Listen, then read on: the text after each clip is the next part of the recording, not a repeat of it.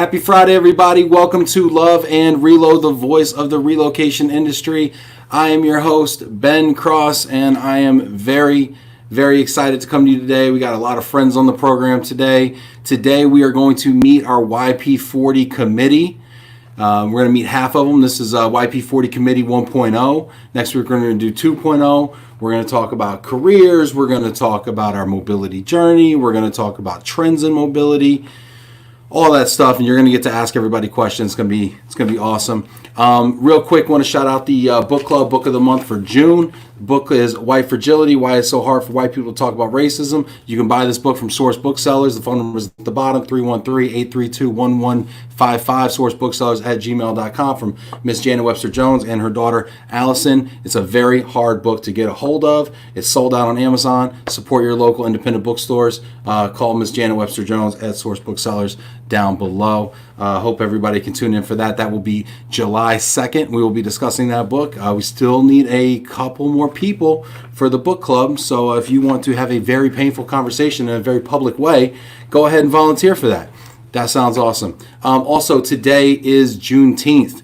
Juneteenth is June 19th. A lot of folks don't know about this holiday. To be honest with you, I heard about it, but I wasn't really up on it.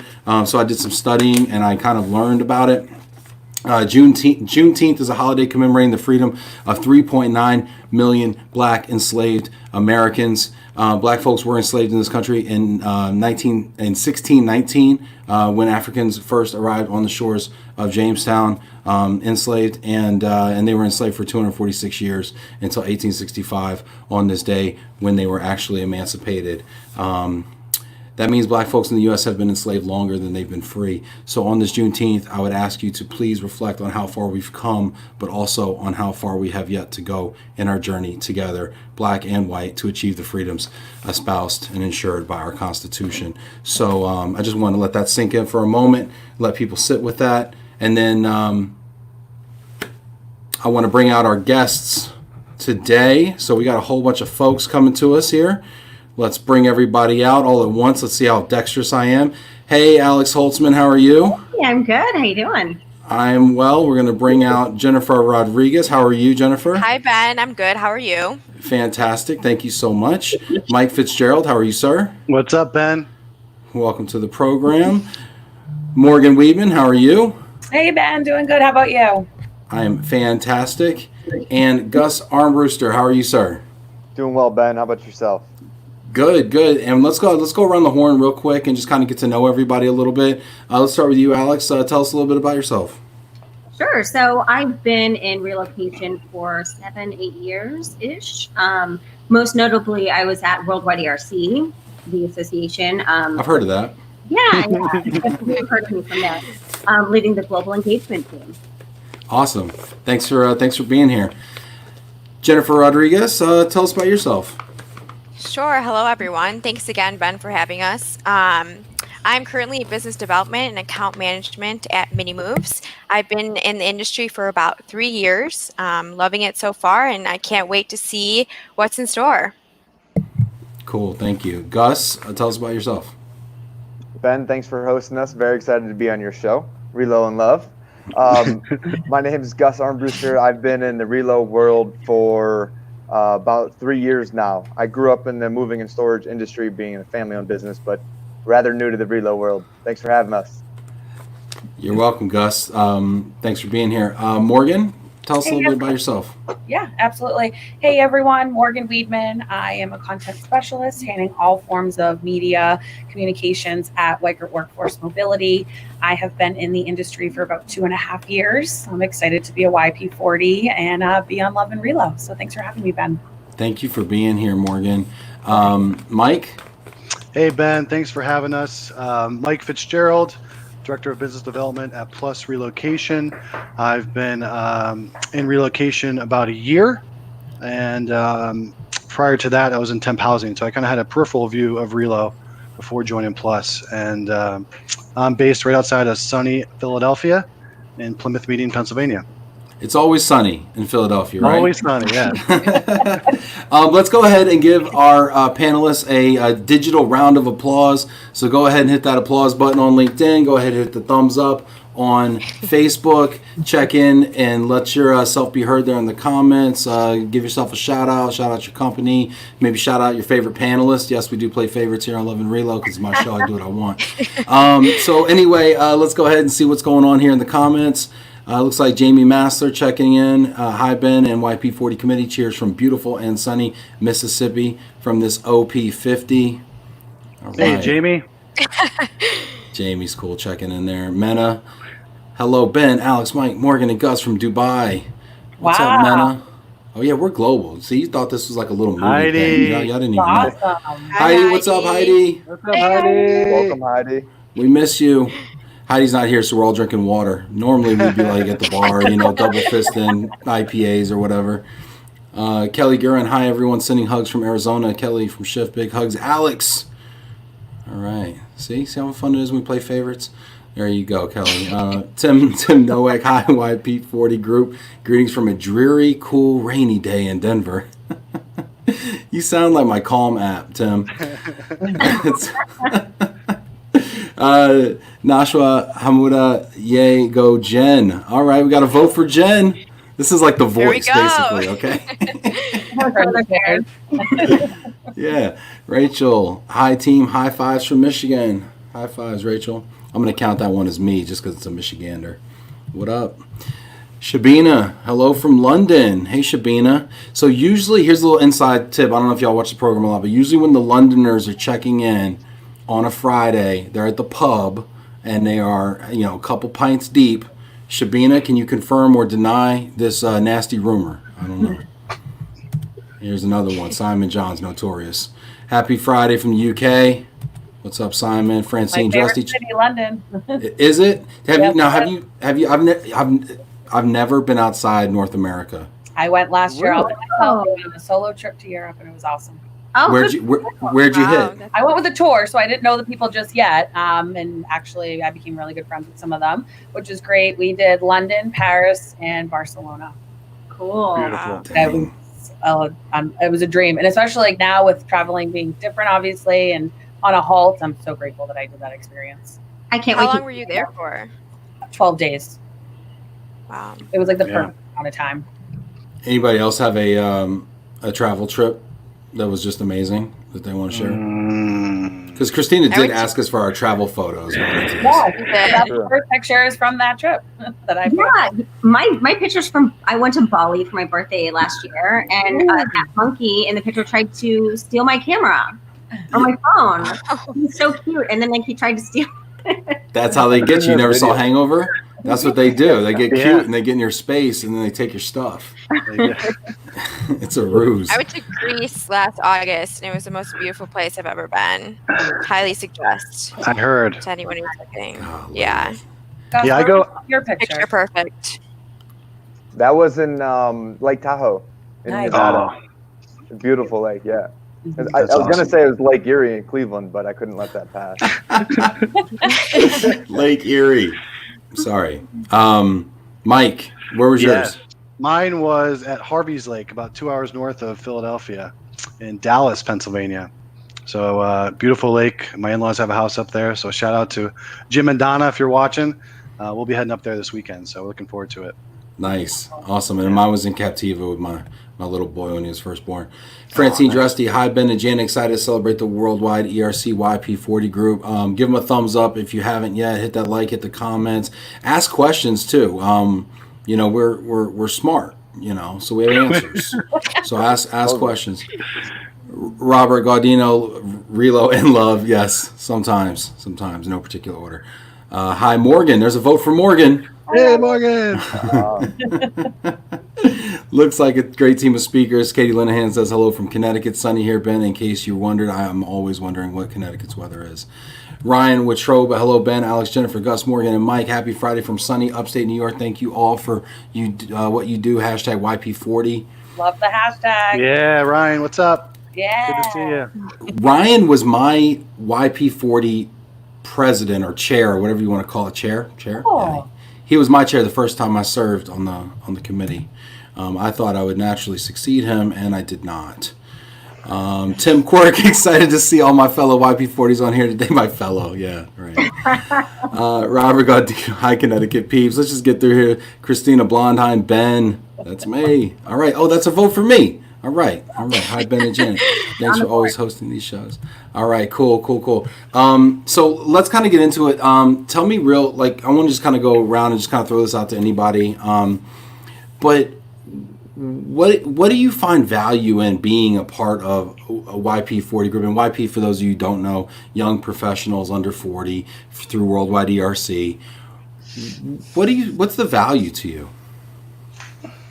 I mean, it's great to be connected with your peers, especially in different segments of the industry, and just be able to kind of bounce ideas off of people and really just stay connected to what's going on. And there's a lot of value too to being able to, help educate the next generation of mobility professionals. Yeah, I agree. To kind of inspire, not only myself but others, that are my peers, right? We're all young professionals and kind of in the same trajectory and time of our careers. So, I think it's just good for us to kind of get together and ideate and just network and build relationships. So that's big for me, and that's why I joined. I agree with that. Definitely the future of mobility too. So collaborating with people from different sectors of the industry is so important. And I think that it gives us all a different perspective on the industry as a whole, which is great. That's why Absolutely. I joined as well. Are there any relationships that you made through the YP40 group that kind of stick out in your mind to say, gosh, that was really cool that I met this person? Everyone. Everyone. Yeah. Pick somebody. Let's pick somebody. Let's call somebody else. Anybody that you met that you're like, wow, that was really cool. Like for me, like Ryan Witroba. I got to know him. Turns out he was from Albany, which is where I went to college, and so we had all these things in common, and then he left the industry and then he came back and then we had a pizza in Boston, just spent some time together and like really connected on like a deep level, and became like really like friends, have you guys had an experience like that with anybody? I guess mine would be Chris Ward, our chair. I met him at a FEM event in New York when I first jumped on to Plus back in last summer, probably around this time. Yeah. And he kind of, brought me under his wing and brought me here. So, thanks to Chris, he's been a great mentor and good friend in this journey so far. So. Yeah. Shout out to Chris Ward, looking sharp, folks. He said he is watching over us. He said, "Don't pick me all at once." Yeah, I saw that. I think mine would be Thomas Bailey. Last year was my first GWS in Boston, and Thomas and I have done some work together, and he kind of really took me under the wing in Boston and introduced me to a ton of people, and he's really been impactful on my career thus far. So definitely Thomas for sure. Shout out Thomas. He's sorry. I have kids trying to get in my door. She's helped me get in Mobility Magazine several times. I'm a writer, journalist, so writing's what I love to do, and I'm proud to be on the communications group for YP40 as well. So, Heidi, this is why I'm on YP40. You introduced me to it and everything, so definitely got to give you some love. Oh, that's nice. Heidi was one of those people in my career too, right? Mm-hmm. Where she's like this touchstone, where like, you need, entree into the association or something. And she, for me, was the person I always looked to and say, hey, I want to write an article, or hey, I want to get on a committee, or hey, I need more service points, trying to get an award over here. What do I got to do? And she was the one that would always kind of like let me know. Like, pick me. Yep, I'll help. For sure. And I think that's important too. Like, so people that are watching this right now that want to get more involved and want to elevate their brand and everything like that, what are some of the tips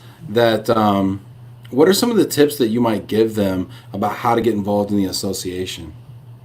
Reach out to any of us, honestly. I mean, we're all very active on LinkedIn. We're all very open. We're very friendly. We are on a committee like this, so we can network, meet other people, grow in our careers. So drop us even a simple message on LinkedIn. Come to the happy hour, things like this that we host to get to know us virtually, because this is all we can do for now. But I would say casually, let's get to know one another on LinkedIn, and we'll see where the networking takes you. Yeah, I would say just be a yes person, right? Like just jump in head first and you'll get to know people. I think everybody is so friendly, and like Heidi, I know I met, speaking of people that had an impact, she's from Brunswick, Ohio, which our office, and I'm actually from the Brunswick, Ohio area. So you never know who you get to run into and connect with. So I think just saying yes, and like Morgan said, in today's environment, we don't really have those in-person networking events, right? So reach out, drop us a line, and say, hey, let's have a 15-minute conversation and get to know each other. Yeah, And I think that's sorry. Go ahead, Alex. Alex, you were saying? Oh, I was just saying, I agree with all of that. This industry, if you're newer to it, it's really funny. You don't realize it's like a family. Like, everybody's hugging everybody. Everyone's so willing to help.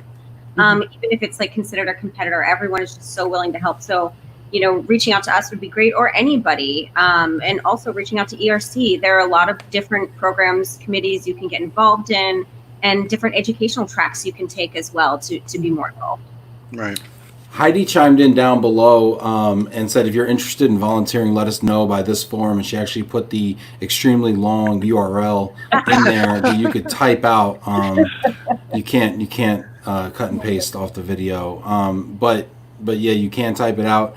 The other thing is you can just, hit somebody up at ERC. And I go back to what Gus said about being a yes man. I feel like yes men get bad raps. But yeah, going up, like I remember back when I was kind of starting out in the ERC scene, back in the early teens, and I really wanted to get more involved, like to your point, right? And I remember meeting Heidi in San Antonio at the second YP40 mixer I think that they had, and I was just like, how do I get more involved? What do I got to do? And I just kind of hounded her, honestly. I just bothered the hell out of her probably. And I was just like, what do I got to do? How can I give up?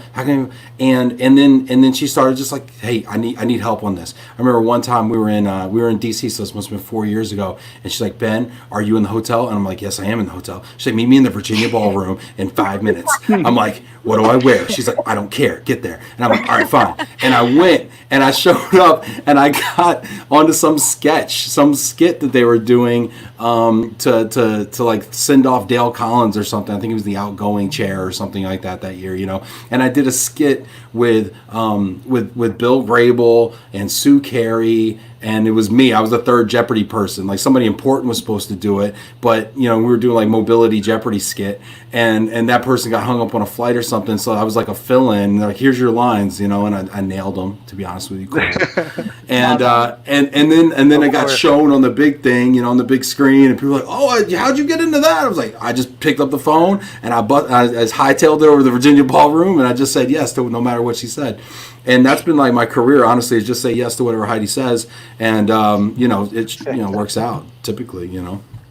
I feel like that's something about our generation where we raise our hand, we want to get our name out there, we want to get heard. So YP40 is honestly the perfect place to do that. Yeah, for sure. And Chris actually points out that's if you wear a 3-piece suit every day, you're always prepared to host Jeopardy. So, little career tip. but Jennifer, you had something you were going to say before I cut you off my ridiculous story. Yeah, I think I was just kind of going to mention what Alex said. One thing that I noticed in this industry is everyone, like Alex had mentioned, is family, like open arms, always willing to help, always to point you in the right direction. And I think that is so great. And I think that it's just so welcoming, and anyone is going to be able to help you in any way that you need. So it's great. Yeah. And that's right. Ryan Watroba actually was the host of that Relocation Jeopardy skit. Talking about how to get involved, let's go from that to and talking about the people that we've met. What's some of the best advice you've gotten in this industry, whether it be through the association, through the YP40 committee, or just even in your own company? Best career advice you've gotten. Love to hear it. I just say I'm sorry. Go ahead, Alex, go ahead. Interrupting everyone. I just say to have a flexible path. So many people get bogged down in this. Well, this is what I do, and this is the specific industry, and it doesn't have to be that way. And I think, I mean, that's how I landed in relocation. I think like most of you, I didn't know what the heck it was until I had an interview at ERC and I was like, okay, this is cool. But just to be flexible about it. And you know, you never know what kind of opportunities may pop up. Mm-hmm. Great point, especially nowadays, right, with everything being so fluid, you know. Mm-hmm. I think you were saying something. Was it Mike? Yeah. So I was just going to say, the best advice I've ever received, really is asking for it, right? So just, going for it, your peers, leaders, mentors, parents, everyone loves to impart their wisdom or feedback. So go for the criticism, what do I suck at? What am I good at? I'm one that I want to know, what I do well, what I don't do well, so I can grow. So the best piece of advice I got was just, hey, ask for it. You need help. You want to know something? Ask, right? Yeah, so. Mike. So let me ask you a follow-up question along that, right? Because I think you bring up a great point about the, feedback, right? And Yep. I had a boss, Christine Pierce, who told me feedback was a gift, and every time she said that, I knew I was about to get smacked in the face with a verbal shovel. Yep. And she's like, "Come in my office, close the door, sit down." Now, Here's some feedback is a gift, and I'm like, "Oh, not feedback is a gift." This is the worst day of my week right now. Yeah. So Mike, so you ask them, "Hey, what do I suck at?" And then they're like, "Actually, I'm glad you asked. Here's 3 paragraphs. You got a minute?" Here's a whole couple pages. How do you take that? I love it. I ask for it. Like I said, I love. But doesn't it constructive suck to hear criticism. that though? Like, It does. It hurts you for a minute, but How you learn though. that's how you learn, Mhm. right? And how you gotta- grow. How you grow. You gotta get through the uncomfortable points in life, whether it's your career or personally or socially, in order to grow. So I want to know, what I'm not good at. So. Mm-hmm. question to all of you: have you found people or worked for people who had trouble giving feedback? Where you're like, "Hey, I'd like some feedback on this." Like, I'm busy. What are you talking about? Everything's fine. Go away. I'd let you know if it wasn't. No, Yeah, I've had never? a boss that There would you just go. not give feedback, right? There Like you it would be, Yeah. There's a mover for you. All right, that's what I'm talking about. it'd be like, things are fine, right? There's no problem. Yeah. Like, oh, there's gotta be problems. You just, Yeah. I think that's almost worse than not getting feedback. Is just Yeah. not hearing anything at all. Here's your feedback. Here's your paycheck. If there was a problem, you wouldn't get one. All right, keep it moving. Right? Yeah. It's like, how do I work with that? How do I get to the level I want to be? Yeah. So have any of you else, any of the other ones on the panel here, had any issues getting feedback from your bosses? Well, I'd echo kind of what Gus said. I mean, very similar, and it's almost terrifying if you don't get feedback because you're like, oh my gosh, am I doing something wrong? Like, I just would love to know how I can improve. And and the flip side, some of the best bosses I've ever had have wanted me to excel and to grow, and to help me with that. And to do that, you need to have that feedback. So I've definitely been in that situation. Yeah. Morgan? Absolutely. So I was a little quiet because I'm a little different. I get feedback for journalists on what I do, my editing, my podcast, you name it. Right. But I look for it because it makes me better. Like I'm like, what can I do to improve this? What can I do to make it better? How can I look better the next time? Sound better, quality, this and that. So I'm constantly looking for that in all forms of media and platform. I think my role, I get it naturally just because of what I do. But as far as feedback that I think just going in your career it took me a while to get full-time into my career.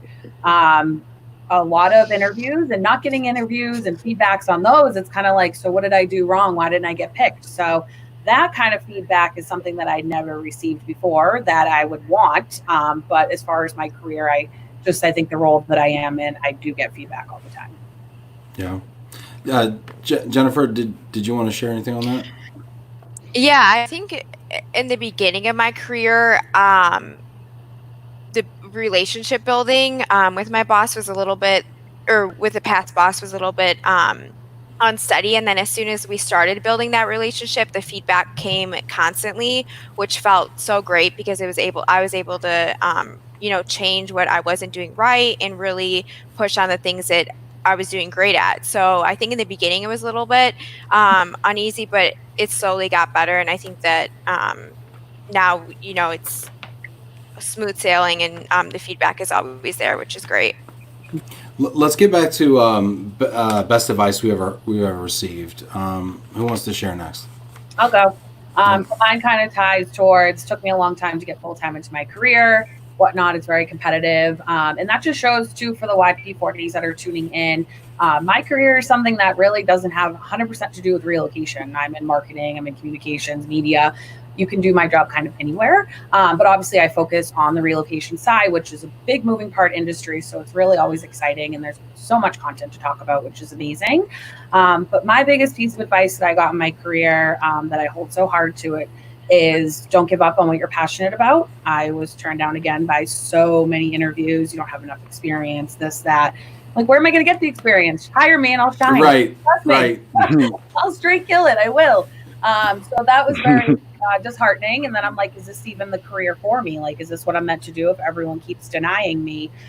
So I didn't give up. And that's how I am here today. So I'm grateful for it. So that's my advice, is just don't give up if you're passionate about something, because you will have your time.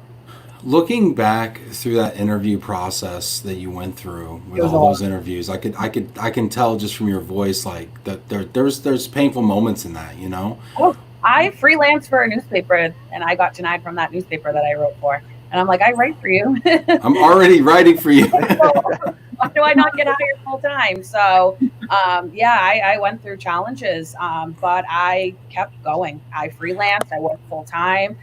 I, as Drake says, start from the bottom, or start from the bottom. And now you're here.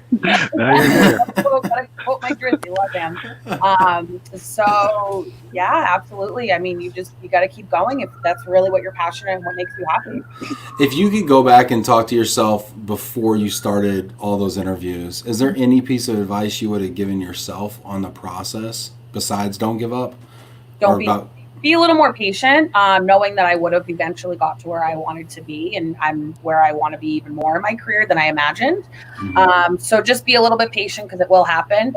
I'm very hungry, so I wanted right after college, like straight into my career, but it doesn't work like that. So some industries are a lot more competitive. So I would have wanted to be a little bit more patient and know that I would eventually get there, and just ride it out till I did. Mm-hmm. Awesome. Appreciate you sharing that, Morgan. That's nice. Guys. Yeah. Who else has a piece of advice they want to share? I'm losing track of who's shared and who hasn't shared, so I'm just winging it at this point. So I need you to self-identify. You have shared, right, Alex? I've shared. And Mike, and now Morgan, which leaves you, Gus, and Jennifer. I would say, so one of the advice I got probably younger on was just to listen and to ask questions. And I think that kind of guided me through my career.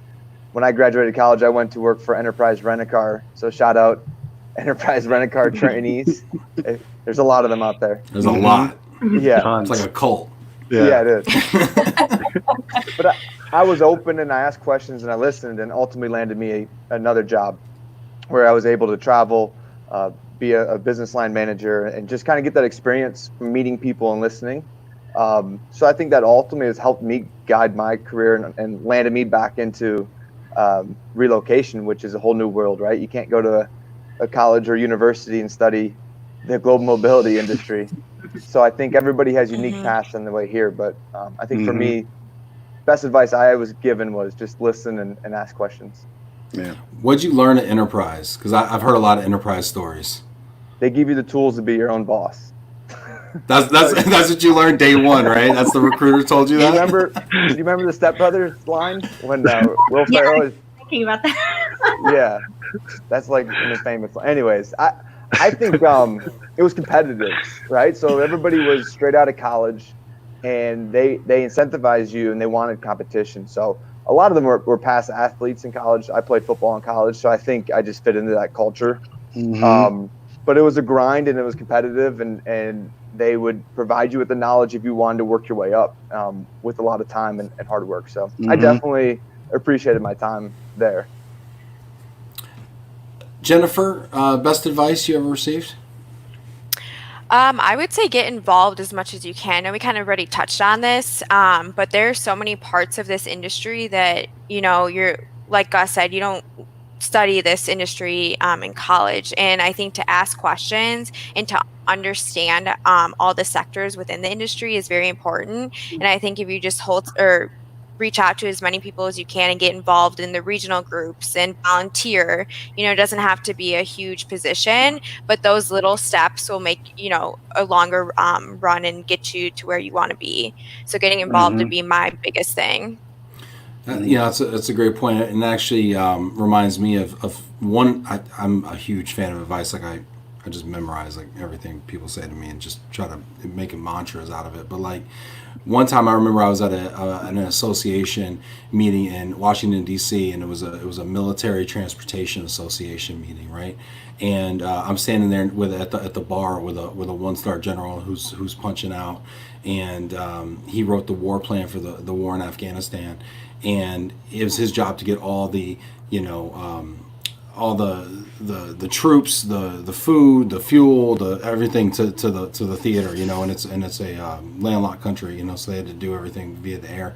Anyway, so we're standing there at the bar having a Bud Light, right? Which is one thing I learned. Everybody's just a regular person when you get down to it at the end of the day, right? So I'm standing there with this 1-star general. He's punching out. He's scared to death because he doesn't know what he's going to do after the military. He's a big deal in the military. He's like kind of like an unemployed guy now, so what's he going to do? And I'm standing there at the bar with him in National Harbor, and all these people start coming up to him, and they're like, oh, it's so great working with you at Fort Belvoir. Oh, my husband served with you at the Pentagon. Or, you've been such an inspiration to me, and just like one after another. It was almost like a processional. And I'm standing there with him, and he turns to me. He's like, I don't know who half these people are, Ben.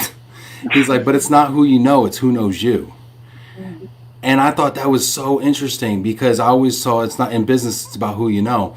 And we can go into these conferences and you can look across the room and you can know half the people there. But if they don't know who you are, it's not going to get you anywhere. Right. And I think that's part of the value of having groups like this where we can network and we can put ourselves forward and we can let our voice be heard. You know what I mean? Absolutely. Yeah. I think too, people who've been in the industry for years, they look up to the younger generation at times as well, because things are changing and, the perspective is completely different at the younger generation is older. So I think that, people who've been in the industry for years can use advice from us as well. So I think it goes both ways. I totally agree. And shout out to Caitlin Fitzgerald, who's Mike's like, wait, what? I was Like, what? What? I know that person. Oh, that's great. The kids are watching. I tried to get my wife to tune in and watch these shows. I'm like, put it on the TV. The kids will love it. She's like, you go away. I don't know. just get home in time. Yeah. So let's talk about that, about the whole mentorship dynamic, right? Because I do think that we talk about mentorship, and that's always one of the strategic initiatives within these young professionals groups, right? Is mentorship, right? And skilling us for the next, whatever, to take over or something. And I think that dynamic is it works for sure, but it can also be flipped around. Have you seen relationships like that where you've mentored up or, you've been the mentor? Interesting concept. Up or just mentored? Mentored people sometimes older than yourself. Okay, scratch that question. Yeah. I don't think I've mentored anybody up, but I mean, there's been advice I've given or suggestions I've brought about in previous positions and even in my current position that have been heard and have been implemented. So yeah, I mean, I don't think I would consider myself a mentor, but I'm a part of a team. It takes a team, right? I'm not the smartest person. I think someone mentioned, the smartest person in the room. I'm not the smartest, but there are things I know and I'm confident of, and I impart that wisdom, and that helps somebody else. And then it's just listening and then putting out what you know best out there, and don't be afraid to let it out. So that's. And I would say too, I was in a unique position working at ERC for so long. So like people that would come into the industry that were brand new, they would go to Heidi a lot, but sometimes they would work with me and say, I don't know what to do. Like I don't even know where to start. So I had that opportunity to say, okay, here's what we're going to do. Like, here's kind of the first steps you can take. Yeah. Yeah, actually, I want to talk about that too. Real quick, let's answer Janet's question here because I think it's great. And if you have questions for the group, go ahead and leave them in the comments. Let me know. Even repost them if you asked them before because I've lost them already. They're in the feed. You know, they're gone now. So just repost them and I'll get to them. Janet Turner says, are you most comfortable amongst other YP40s at conferences over meeting and spending time with the OP60 group or the in-between? Do you see value in mentorships in the industry? Gus, I'm going to ask you first. Oh, appreciate that. No problem. I think, it's an interesting concept for mentoring up or just mentorship in general. But I'd say I'm comfortable myself personally with any age group. I wouldn't say I'm uncomfortable with people that are over YP40s. I guess if we're counting actual age. I actually like. Give me the median age of people you have a drink with at YP at ERC right now. Got to be 36. 36. See, no Bud Light. How old are You're you? biased. What's that? How old are you, Gus? I'm 30, or I just 30. turned 31. Sorry, I forgot my age. I was going to say, Yeah, right. But I would say, when you talk to somebody that's been in the industry, it doesn't matter their age. They could be in the industry. Ben, I know you've been in this industry for a while. Over how many years? And I've been to ERC 9 years. I've been a member attending ERC for 9 years. And you're under 40 years, right? I'm 37 years old. Yes. So age is just a number. It's your experience in the industry. So it just, I don't think that I don't see age really. I just see experience and ask about their advice if they've been in the industry for a while. So, do you find yourselves though? I think this is an interesting question because I think this is at the heart of why the YP40 group was kind of created, to create a space for young professionals. Do you feel like it's easy to go and talk to, let's say, I'm going to keep using Janet's term, the OP60s? Yeah. I can jump in on this. Oh. Yeah, Jennifer, go ahead. Good. I think yes and no. So when I went to my first GWS in Boston this past October, it's definitely intimidating because you realize that it's, everybody knows everybody. And if you're not very familiar with everyone, not that you're an outsider, but it's a little bit more intimidating to go up to people who are already talking to 5 or 6 people.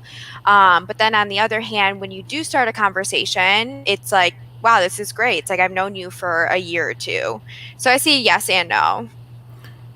Right, because let's be honest, right? People kind of, they click up or something, right? We talk to people that we know or that we've met before, and then we have relationships with, and we'll see each other, and then we'll form our little circle at the bar or whatever, and then it can be kind of weird to kind of how do I break into that circle, I remember someone mentioning to me, they were like, it's kind of like a sorority or like a fraternity. Everyone just knows each other and they talk amongst each other. You just kind of got to wiggle your way in there, and you'll get there eventually. No hazing now. I was gonna say, what's that hazing? No hazing. So YP40 is like rushing. YP40 is like rushing ERC, huh? We made it, guys. We made We it. get to go to the free beer parties, and if we stick around long enough, we'll actually be like a full-fledged member. Heidi, I'm off my talking points. I'm sorry. Has anybody else had though experiences, with being mentored though in the industry? To Janet's second part of her question here. I definitely was. I think a lot of people know her, Laura Harridge. She was SVP at ERC forever, and I want to say 20-something years. She's been in the industry, I believe, her whole career, and she was my boss for a long time, and just really took me under her wing and explained what is relocation, because that's step number 1, right? And then walking around ERC, it was like she was a superstar. Everyone knew her, and she was like, "This is Alex. This is Alex." And I kind of got to know people that way, and it was just very, very helpful. And we've got she's retired now, but we've got a lifetime bond. So that's awesome. Heidi's hyperventilating right now. She says, seriously, I'm breathing into a bag. I love you, Heidi. You knew this was going to happen, Heidi. Stop playing. All right. Chris Roberts has a serious question for us, and this is actually one of the questions I want to touch on. So I'm happy that he does this before I just shenanigan away this whole conversation. Chris Roberts says, question for the group: what is your biggest prediction for the future of mobility, and how will we get there? I'm gonna start with Mike. That's a great question. The future of mobility, we've talked about this in our mini subgroups. I mean, we don't have crystal balls. I mean, we don't know what's going to happen in 5 months. I mean, let alone 5 weeks from now. But I think people still have to move internationally, domestically, to kind of keep that culture. I think Horst kind of mentioned something earlier this week on, predictive analytics, artificial intelligence. Technology is obviously we could kind of carve into that. I really don't have a detailed answer for that, but I think technology is going to be the driver for the future of mobility. Who's got the next best thing, and the focus on the employee experience, focus on the actual relocating employees is going to be a future aspect of what we're going to all focus on in this industry. But I don't know. I'm curious to hear what everyone else thinks. Alex, what do you think? So, I mean, again, with the crystal ball, right? Like, wouldn't it be nice to know? Because all we know is, it's going to change because it has to. Right. With this pandemic and everything. I think corporations are going to take a really hard look at what is an essential relocation and non-essential. I think they're going to have to really look at that. I don't think it's going to go away. Maybe shorter term assignments. I don't know. And then you also have like corporate housing providers. Like if you look at the different segments, they may have to, and I think they're starting to do this, have their setup with offices in the location they're moving. So I don't know is the answer, but the truth is I think we all just need to be willing and ready to adapt and change to whatever the new normal is. I mean, policies are changing by the day. So we can't say what will happen, but I think we need to be agile. Yeah. You bring up it's interesting, Alex, and I don't know if you meant this, but you said them in the same breath about corporate housing and work from home. Are there corporate apartments that have home offices in them now? Yeah, I think they're starting to. to do that because I think that's just the new normal. That's so interesting. When you said that, it just made me think like, wait, why would you go to a temp housing now if you're going to work from your temp housing? Right. Why have a home? Yeah. Why have a home? Why relocate if you work from home? Yeah. Interesting. I get what you're saying. Yeah. Gus, go ahead and tell me what you think about this question. Man, I mean, I would say from a bird's eye view of just global mobility, I could see it being and going towards more regionalization, more granular in my world, which is household goods moving. Same with you, Ben.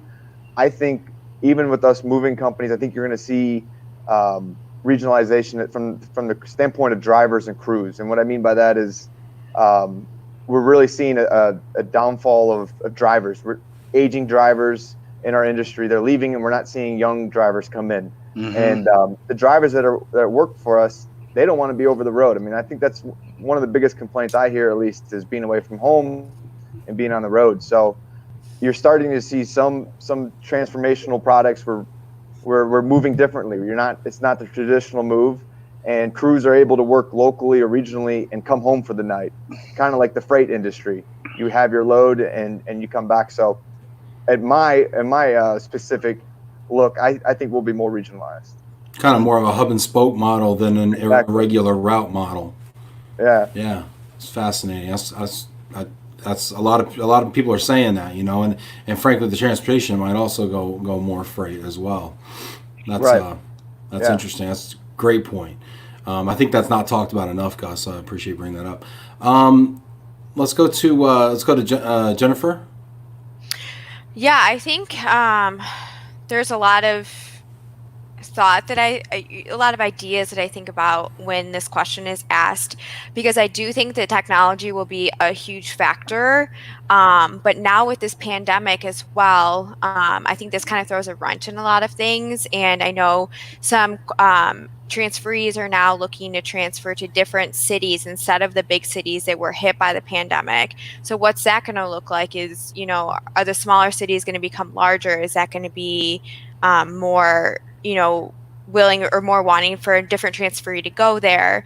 But I also see that the younger generation is also very willing to move. So everyone's going to there's always going to need a need for somebody to be moved. I don't know. I think there's just a lot of questions and curiosity now the pandemic hit, what that's going to, have a factor in the relocation. But I think the ultimate underlying is what I believe is that there's always going to need to be guidance there, whether it's through an RMC or whatever, that portion is. But I do think that, relocation is always going to be there. Just how it's going to look is the real question. And I guess the underlying question as well. I like that, and that kind of speaks to I've been trying to socialize this idea of the resuburbanization of America, right? So whereas the millennials all flock to the cities for walkability and that rock and bar scene, they're now having kids and moving out to the suburbs, and I think that could continue based on the pandemic and how people want more inside space. In their homes, more utility and backyard, absolutely. Yeah. Exactly. I mean, people are working from home now. So if you're in I think Susan, our CEO mentioned this yesterday on a GTN webinar. If you're working from home and in a 15-story, floor apartment, 200, 300 square feet, right? You're there the last 90 days and you got your dog, your wife, your husband, your partner, whoever. You're going to think a little differently now. This could be long term. Hey, maybe we're gonna, go to the suburbs, get a little more acreage, get a fence, right? Get a spot for the Peloton, his and her Zoom rooms, stuff like that. That's interesting that you brought that up, because I was just talking to a friend about this the other day. I live in probably the heart of DC, right? And I live in this tiny, tiny condo that cost a fortune. Right. And why do I do that, right? I do that because of all the amenities that are in the city. And now I'm not able to access them, and I don't want to access them. And so it makes me think too, gosh, what am I paying this inflated price for? So I think it'll be an interesting shift to see what happens in the real estate market as well. Sure. Yeah. There's a lot of trends coming out: real estate, younger generation, customer experience. So there's lots of trends coming out in younger generation. That was the other one too. And that's what I was thinking. I think where the younger generations usually raising their hand again, it relates to that, to want to make these moves. I think my recent article in Mobility Magazine, I think we're going to see a shift in more women relocating as well. Spoke to some corporates about that, and it looks like more women. And again, that ties into the younger generation.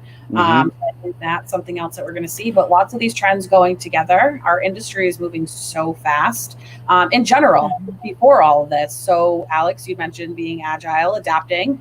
I just think that's what we all got to do, is just kind of see where it takes us. And we all got good heads on our shoulders. I think we'll put our brains together and we'll find the best way and put technology. And I mean, just so many powerful that are coming out right now for this conversation.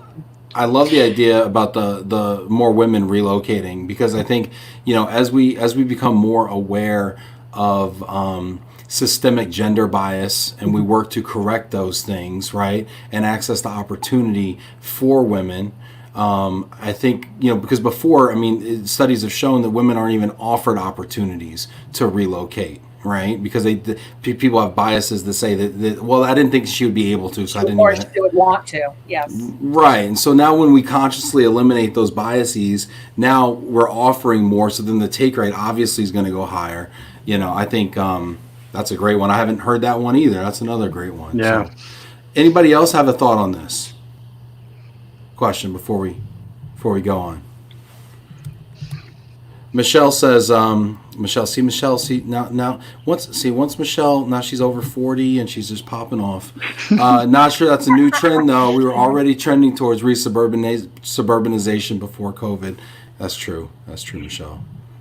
That is very true. Yeah, COVID's going to expedite that though, for sure. Yep. Jamie Masters trying to recruit people to Mississippi. That should be interesting. Plenty of room. Yeah. John Zilka. Digging it. Eric Scorzelli says, good point. The inefficiencies of moving household goods have become personified with the driver shortage. Working backward from the end result, safe, claim-free, on-time delivery of possessions, the industry is moving forward toward using alternative means of moving goods with solid, trained, qualified labor and final mile delivery. I think the structure that the new DoD contract winners operate under will influence this greatly. Interesting. Yeah. Good points here. Let's see here. What other questions do we have here in the comments? Here's one from overseas. Pierre Yaronimo. Well done. I said that right or not? Yeah, I mean, it sounds good, right? Transferees relocating from new locations, India, Philippines, China. Do you think this will lead to new global mobility providers emerging on the market? I'm not.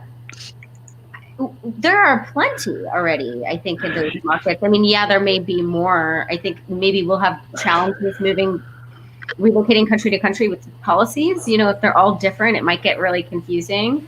But I don't know. I don't personally think it will lead to more. What do you guys think? No, I don't think so either. Maybe more consolidation, I would think, given the current environment, rather than really new. Creating new, yeah. So let's. I'm going to try to tell a story where this does lead to more, because I think Pierre probably knows a lot more about this than I do. So I'm going to assume that he's on to something here. So a couple of things I've noticed. One is the needs of these populations might be distinct enough, and there might be critical mass enough to cater to them specifically. So for instance, if you're a DSP and you say, I specialize in working with people of Indian, heritage, because I understand XYZ or something culturally, or I'm a cultural trainer that specializes in working with people of Indian heritage, for instance, or I'm a realtor who I speak Hindi or whatever, right? And so now, because I actually know realtors in my market is actually very diverse with a lot of engineers in the automotive industry, and so if they speak multiple languages, German, for instance, right? And she gets a ton of German expats that come over here and they look for a house, and it's just natural, right? So I could see some of that as critical mass starts to build, and you can actually build a business around it. The other thing on the origin side, right, over there in these countries that he's referencing, when I go to associations like International Association of Movers, and I see, all these countries represented with movers from over there, these moving companies also serve as DSPs, as relocation arms of in a way of real estate agents as well. They do many things over there. So the fact that they're like doing like all these things tells me that at some point, based on how many transactions there are, perhaps these companies could like bifurcate and split into specializations as well, to say we're not just like a one-stop shop who's like probably not really great at everything, we're really great at moving, but we're kind of like at the other stuff, to like getting people that actually specialize in some of that stuff. That's just a story. It's a good story. Yeah, absolutely. Yeah, I'd read it. It's a great question. Thanks, Pierre. I'd love to know your thoughts on it too. You can follow up in the comments there as well, and just here you go. See, look at that. Pierre's smart. He knows what I was thinking. I was thinking of Chinese expats relocating to Europe, for example. None of the usual RMCs are involved. Well, I know a few of us would probably love some more information about that, Pierre. I'm over here like, you got some clients, you got some opportunities we need a bid on there? That sounds interesting. That's great. That's great. From Geneva. He's from Geneva. That's wonderful. Let's see here. I got a couple other questions I wanted to ask, and we do have time for just probably another one or two questions. This one's fun. Okay, so this is a thought exercise. It's the only kind of exercise I do. It's a thought exercise, and it is, if you were the worldwide ERC president for a day, what is one thing you would do? And you know what, Alex? You've worked for the association, so you're going to go first. Yeah. So first of all, I think Lynn is doing an awesome job. She's knocking it out of the park. So I don't think there's anything I would do that would be different from what she's doing. I think I'd probably take advantage of the connections and networks that come with being the president of the association, and you call in some favors, you do some presidential pardons. You get in there for I just think it would be cool to, and I'm sure she's already doing this, but just like getting a lot of thought leaders, I would say in one room, but that's just not the climate anymore, but like on a call and just really picking their brains about what do they think, what, just really getting the scoop from some real leadership in the industry is probably what I would take advantage of. I love that. Yeah, that's cool. Morgan, I'm going to ask you that question. President for a day. I would travel to the coolest place I could. on the company dime. So, like, where can I go make connections and meet? And I would be on my way to the coolest place I could. You'd start planning GWS London 2024 and just go on a site visit. Yeah, we're gonna do a road trip around Europe. Yep. Yeah, you know what? That's good. APAC. You could do APAC, Bali, or like, and we can go with the monkeys. I feel like we're reinforcing stereotypes about millennials at this point, though. Just to throw that out there. Like, Gus, you are Worldwide ERC president for a day. What is one thing that you would do? I would stay at the Worldwide ERC house that is given to you, I assume. I don't know. There's a White House for ERC? Yeah. Hang out there for the day. There Have a party. There's not. I like that. Maybe it's not. I don't know. You know what? It's called an airplane. Oh my God, Gus, I love it. Gus would build a house and sleep there. Yeah, there we go. Oh my gosh. Jennifer, same question. You're Worldwide ERC president for a day. What would you do? I think I would plan some like extravagant conference somewhere crazy and fun and just everyone's welcome. And yeah, I think that's probably what I would do. Something somewhere where nobody maybe has ever gone, like some like little island or something, and just have an ERC there with everybody. I think that'd be great. So we would ditch Houston and we would go where? Jennifer, you're president for a day. Make an executive decision. I don't Chicago. know. Where would we go? We're not going to Chicago again. No, Yeah. we can't go here. Sorry. We're not doing DC I don't every know. 4 years. Where are we going? We have to go overseas somewhere, like I feel you. Iceland or something. I don't know. Ooh, that's cool. Okay. Iceland would be stay in the cool. Worldwide ERC house and take the Worldwide ERC jet over. All right. Plane. Yeah. So we would do GWS in Iceland. I So love it. Chris No. said Las Vegas, but ERC's done Las Vegas a couple times. That's a fun one if you guys haven't been.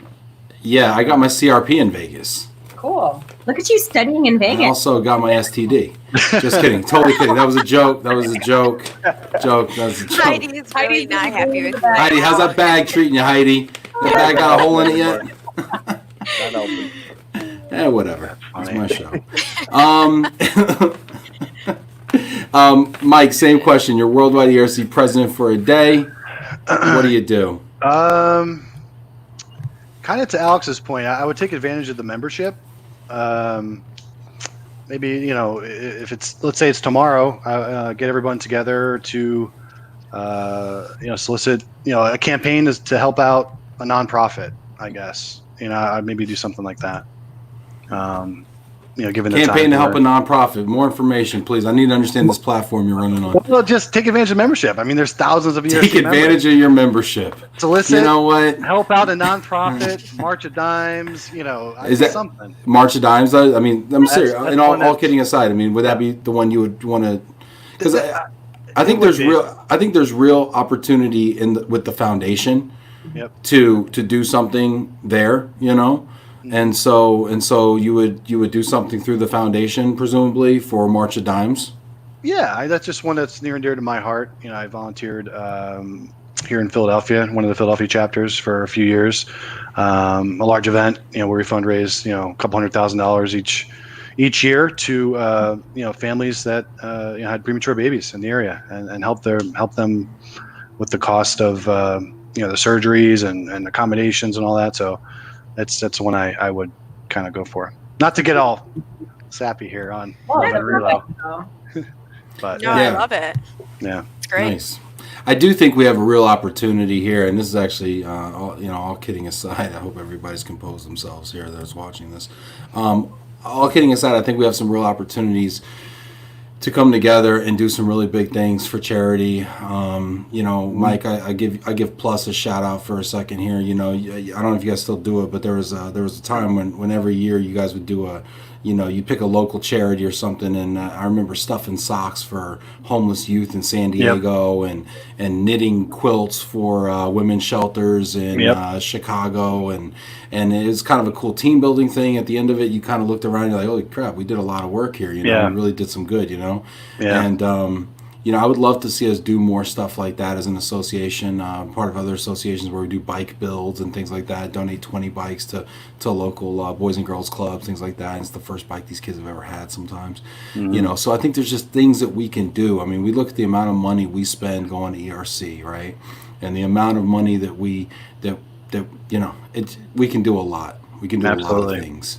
So I would love to make that actually a YP40 initiative. Yeah, let's do it. Yeah. I'll make a note. I'm in. Yep. All right, that's good. Mike's head of that subcommittee. All right. I'll give you a call next week. Yeah, there you go. I'd like to see some deliverables. Well, and then, we're connected with Move for Hunger, so that's another one we can help out. I know Thomas is very involved with them as well. So I saw Kara Sandell's on here, so hi, Kara. But yeah, absolutely. Anyway, we can help them, and there's so many organizations out there. Totally. 100%. I definitely think we should get more involved in Move for Hunger as the 2019 Mover of the Year. Hold on a second. Ooh. I got receipts. Oh, nice. Wow. You pull enough trucks. We raised $64,000 for Move for Hunger over the last 2 years. Wow. Just doing a truck pull. Yeah, it was pretty cool. So. All right, so what I want to do is I want to go around the horn here because I want to go around the horn here and just kind of give everybody an opportunity for a last word here. Really appreciate our committee members coming on and sharing their stories and their perspectives. What's one thing you'd like to leave people with? I'm gonna start with you, Morgan. To leave people with. I guess it could tie into a little bit of everything that we talked about today with the different themes that came up about the future, about staying agile, adapting to it, but also staying, passionate about where your career is going and opening up to any of us. That's, I guess, my biggest thing I would say is, connect with us if you want to join the committee. If you even want to just connect and say hello in general, we're all longing right now for that human connection in this virtual world we're living in. So just know that all of us are just so eager to say hi and welcome you in and network with you and just even hang out with you virtually. So I would say just drop us a message on LinkedIn and let's connect and see where that relationship takes you. So thank you, Ben. It's been a pleasure being on. Yeah. Awesome, Morgan. Thank you. Gus, what about you? Final thoughts? I would just say let's continue the conversation. All ages, let's just continue the conversation. And one of my favorite parts of the YP40 is that we get together once a month. I know it's virtually, but we get to talk, right? We talk about these fun, exciting topics like the future of mobility, which is one of my favorite topics. I just think I would love to talk with more people, and I know all of us would. Let's all connect and continue the conversation. That's a good one. Awesome. Alex, final thoughts? Yeah, I just say, kind of two things. First of all, things are changing pretty rapidly in our industry because of this pandemic. And I think it's really important that we all stay kind of abreast of the news, anything that's coming out. I would just encourage everyone to constantly be watching that, keep an eye on it to see what's going on, and then communicate with each other. And, to echo kind of what Morgan said, we're here for you. We're open to talk to you. Like, shoot us a line. We're in quarantine. We don't have much else to do. Please talk to me. Please talk to me. So we don't mind, and even beyond the YP40 committee. Again, this is just such a fantastic industry, and people are so willing to help. So don't be shy. Just reach out and say, "I don't know what the heck I'm doing. Can you help?" Mm-hmm. Yeah, that's true. Mike, final thoughts? Yeah. Thanks, Alex. I feel like we've all. Even the six of us or five of us here have come closer through this hour. So to echo a little bit what you said, Alex, and you, Morgan, and Gus, like just keep moving forward. This is a crazy, crazy time, unprecedented environment we're in, but keep positive, keep optimistic. We're all still standing and working through this, and just keep moving forward. And like Gus, like you said, continue the conversation and get together, right? Reach out to that person you see. As you mentioned, Jennifer, I remember meeting you at up in Boston. If it's your first time, welcoming them into the family, because that's really this group is a nice family. So there you go. And Ben, thanks for the time. Yeah, appreciate it. Yeah, Mike, no problem. Jennifer, you want to finish this off? Yeah, I think what everybody mentioned is huge. I think we all have huge open arms for, everyone, and we're always willing to help, ask questions. You're never wrong, and get involved as much as you can. And yeah, I think that's all. Thanks, Ben. I appreciate it. Hey, the pleasure's been mine. I really appreciate you all coming out. Jennifer, Mike, Alex, Gus, Morgan, coming out, sharing your story, your perspectives. I appreciate it. Thank you so much for all the folks who kind of tuned in. Give everybody a little heart, emoji there in the comments. We had over 35 something people on LinkedIn, a dozen people on Facebook at any given time. Hundreds of people tuned in. So this has been really great. Thank you so much, everybody. Have a wonderful weekend. And actually, Love and Reload will be celebrating our 100th episode on Monday. So tune in. And Congrats. yeah, we're gonna. It's gonna be right. Cheers. That's crazy. Yeah, right. And so anyway, yeah, tune in on Monday, and I can't wait to see y'all. Have a great weekend. Take care, everybody. Thanks, Ben.